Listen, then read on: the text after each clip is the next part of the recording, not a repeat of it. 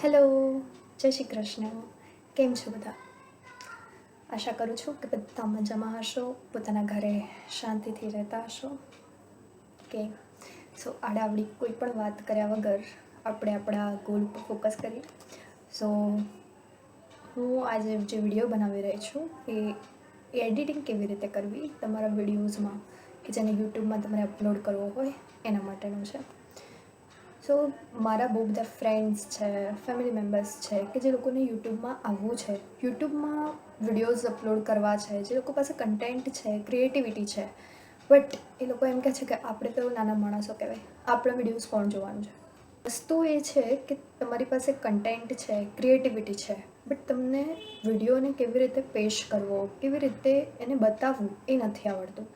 તમે જો એડિટિંગ સારી રીતે કરશો, અમુક વસ્તુને બતાવશો, અમુક વસ્તુને હાઇલાઇટ કરશો, તો એ તમારા યુટ્યુબનો એ વિડીયો જશે, બધા લોકો પાસે જશે. જો કોઈ પણ કામ તમારે ચાલુ કરવું છે તો પહેલાં એની પૂરેપૂરી જાણકારી હોવી જરૂરી છે. હું આજે તમને વિડીયો એડિટિંગ કરવાની ટ્રિક્સ બતાવીશ અને હું કેવી રીતે વિડીયોઝ એડિટ કરું છું તે બતાવીશ. સો વિડીયો એડિટ કરવા માટે તમે ફક્ત ને ફક્ત એક જ એપ્લિકેશનનો યુઝ કરું છું, એ છે ઇનશોટ. ઓલમોસ્ટ બધા ઇન્ફ્લુએન્સર્સ ઇનશોટનો યુઝ કરે છે અને એકદમ સિમ્પલ એપ છે જેમાં તમે દરેક વસ્તુ કરી શકો છો. કોઈ જ તમારે શું કહેવાય પ્લાન્સ લેવાની જરૂર નથી, કેમ કે એમાં જે ફ્રીનો પ્લાન છે, જે ફ્રીમાં એપ આપણે યુઝ કરી શકીએ છીએ, એમાં બધા જ ફીચર્સ છે કે જેનાથી તમે સ્ટાર્ટિંગ વિડીયોઝ અપલોડ કરી શકો છો. સો હું મારા મોબાઈલમાં વિડીયોઝ એડિટ કરીશ અત્યારે એન્ડ તમને હું અહીંયા બતાવીશ ઉપર. So let's start.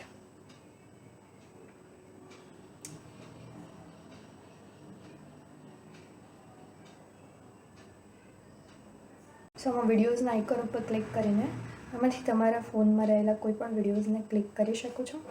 એક કરતાં વધારે વિડીયોઝ પણ તમે લઈ શકો છો. નાની નાની ક્લિપ્સ હોય તો એને તમારે કેવી રીતે અટેચ કરવી એ બધું આમાં થઈ શકે છે. સો આ વિડીયોમાં મારે આમાં જો એક વોટરમાર્ક દેખાય છે ઇનશોટ કરીને, જો તમારે એ રિમૂવ કરવો હોય તો એની પર તમે ક્લિક કરશો એટલે આ રીતે આવી જશે ફ્રી રિમૂવનું. જો તમે એડ જોઈ લેશો તો એ વોટરમાર્ક ફ્રીમાં નીકળી જશે, એના માટે કોઈ પ્રો પ્લાન લેવાની જરૂર નથી. પછી આ છે કેનવાસ. કેનવાસની અંદર તમે યુટ્યુબમાં તમારે વિડીયો અપલોડ કરવો હોય તો યુટ્યુબની જેટલી લેન્થ હોય છે, ફોનમાં એની સાઇઝ કેવી રીતે હશે તમારા વિડીયોની એ હશે, એના માટે તમે સિલેક્ટ કરી શકો છો. પછી કોઈ રીલ બનાવી છે તો રીલનો કન્ટેન્ટ તમે ક્લિક કરી શકો છો. પછી જ્યારે ટિકટોક હતું તો ટિકટોકનો કન્ટેન્ટ. સો અત્યારે ઇન્સ્ટાગ્રામની રીલ માટે જો તમારે કરવું હોય, યુટ્યુબની રીલ માટે કરવું હોય તો આ કોઈ પણ તમે આમાંથી સિલેક્ટ કરી શકો છો. આ છે ઓડિયો. ઓડિયોમાં તમારે કોઈ બહારથી મ્યુઝિક એડ કરવું છે કે પછી તમારી લાઇબ્રેરીમાં કોઈ મ્યુઝિક છે અને એને તમારે એડ કરવું છે તો એ તમે કરી શકો છો. અને ઇફ તમે વોઇસ ઓવર કરવા માગો છો તો આમાંથી તમે રેકોર્ડના બટન દબાવશો એટલે અહીંથી તમે રેકોર્ડ કરી શકશો તમારે અવાજ. આ અવાજ રેકોર્ડ કર્યા પછી અગર તમને લાગે છે કે આ અવાજ મારે અહીંયાની બદલે અહીંયા હોવી જોઈતી હતી, કે મારો વોઇસ અહીંયાથી નહીં અહીંયાથી સ્ટાર્ટ થવો જોઈએ, કે આ વોઇસ બરાબર નથી તો એને ઓછો કરવો હોય, એને ડિલીટ કરવું હોય કે પછી એની સ્પીડ તમારે વધારવી હોય તો એ બધી ઇફેક્ટ્સ આમાં તમે કરી શકો છો. પછી છે સ્ટીકર્સ. કોઈ પણ સ્ટીકર તમારે એડ કરવું હોય તો તમે કરી શકો છો. લાઈક આ વાળું છે તો મેં આ વાળું સ્ટીકર એડ કરી દીધું. ઓકે, સો રેકોર્ડ કર્યા પછી જો તમને લાગે છે એમાં રેકોર્ડ કરી આવી ગયું બરાબર. હવે આમાં મારે કોઈ ટેક્સ્ટ એડ કરવું છે કે હે ગાઈસ છે, એના ફોન્ટ્સ મારે ચેન્જ કરવા છે તો હું એ ચેન્જ કરી શકું છું. કલર ચેન્જ કરવો હોય તો હું કલર ચેન્જ કરી શકું છું આ રીતે.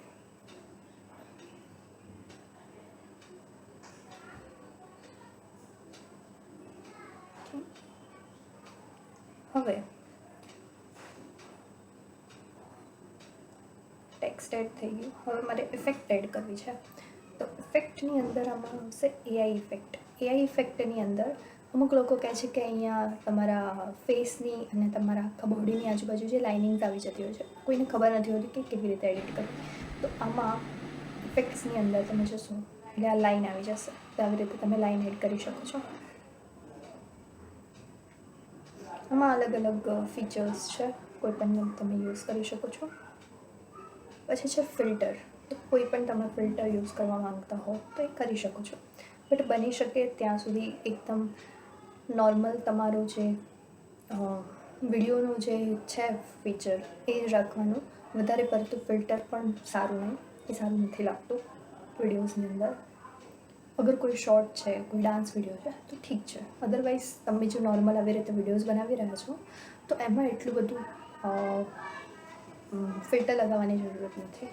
અને નોર્મલ વોઇસ તમારો જે આજુબાજુનો થોડો ઘણો પણ વોઇસ આવી રહ્યો છે તો એ ઠીક છે, બહુ એમાં એ કરવાની જરૂરત નથી. જેટલું તમે રિયલ દેખાશો એટલું તમારો વિડીયો વધારે સારો લાગશે. પછી આ છે પિક.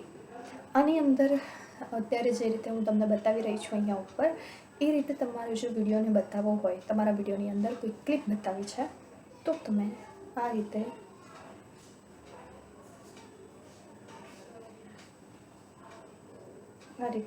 એ વિડીયોને અહીં સાઈડમાં રાખી શકો છો, લાઈક ધીસ. ઓકે, હવે આ વિડીયો પણ કેટલા ટાઈમ માટે રાખવો છે એ આખું તમે આમાં ટાઈમ લાઈન સુધી બતાવે છે. હવે વાત આવે છે પ્રી કટની. આ બહુ ઇમ્પોર્ટન્ટ વસ્તુ છે. તમારે કોઈ વિડીયો છે, હવે પૂરેપૂરો વિડીયો છે, એમાંથી અમુક વસ્તુઓને કટઆઉટ કરવી છે. ઘણા બધા લોકોને આ વસ્તુમાં બહુ જ તકલીફ પડે છે, બટ આ વસ્તુ બહુ જ સિમ્પલ છે. જો આમાં કટની અંદર તમારે જેટલો પાર્ટ જોઈએ છે એટલો પાર્ટ જ સિલેક્ટ કરવાનો. જેટલો પાર્ટ નથી જોઈતો એટલો પાર્ટ રહેવા દેવાનો. લાઈક મને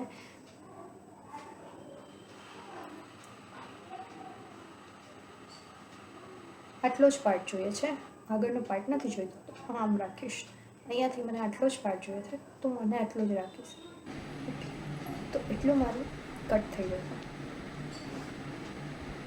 આમાં સ્પ્લિટ નહીં થઈ શકે કેમ કે ડ્યુરેશન ઓછી છે મારામાં. પછી જો તમારે કોઈ ક્લિપ્સને ડિલીટ કરવી છે તો એના માટે આ ડિલીટનો ઓપ્શન છે. પછી વોલ્યુમ. આ વોલ્યુમ તમારો જે રિયલ વોલ્યુમ છે એ બતાવે છે. તો હું આને આખો ઊંચો કરી દઉં છું તો આમાંથી આ વોલ્યુમ એકદમ બંધ થઈ જશે. અને મારે કોઈ બીજો ઓડિયો નાખવો છે, લાઈક કોઈ સોંગ નાખવું છે કે મારે વોઇસ ઓવર કરવું છે તો એના માટે હું અહીંયા આવીને ઓડિયો એડિટ કરી શકું છું. પછી છે ક્રોપ. પછી છે બેકગ્રાઉન્ડ. બેકગ્રાઉન્ડની અંદર તમારે કોઈ પણ બેકગ્રાઉન્ડ રાખવું છે આવી રીતે ઓપ્શન્સ છે. બ્લેક બેકગ્રાઉન્ડ રાખવું હોય તો બ્લેક રાખી શકો છો, અને કોઈ જ બેકગ્રાઉન્ડ નથી રાખવું તો એને નો પણ કરી શકો છો. હવે છે સ્પીડ. હવે તમને લાગતું હોય કે તમારો વિડીયો બહુ મોટો છે, અમુક વસ્તુ બહુ ધીમે ધીમે થઈ રહી છે, તો તમે એની સ્પીડ પણ વધારી શકો છો. આ અવાજ તમારી સ્પીડ વધી જશે. પછી આવે છે એનિમેશન. એનિમેશનની અંદર તમારો વિડીયો પોપ આઉટ કેવી રીતે કરવું, એની અંદર અમુક ફીચર્સ છે કે ઝૂમ ઇન, ઝૂમ આઉટ. તમારો વિડીયો જ્યારે ઓપન થાય છે ત્યારે પોપ આઉટ કેવી રીતે થવો જોઈએ, ઝૂમ ઇન થવું જોઈએ, ઝૂમ આઉટ થવું જોઈએ, એ તમે તમને જે રીતે ગમે એ રીતે રાખી શકો છો.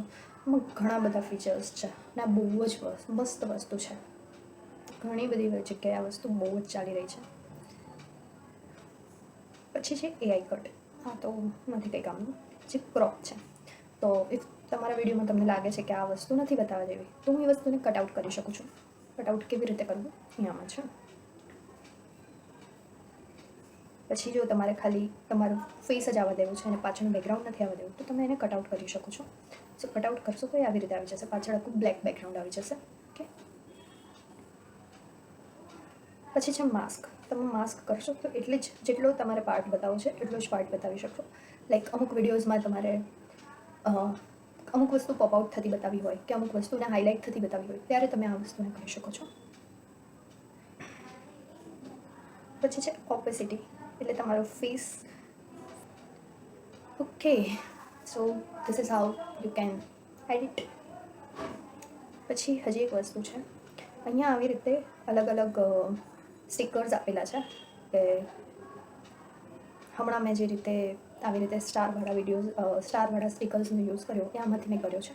આમાંથી અનલોકવાળા જે છે એ તમે ડાઉનલોડ કરી શકો છો, એન્ડ જે પ્રોવાળા છે એ તમે નથી કરી શકતા. સો એન્ડ એની જરૂર પણ નથી પડતી.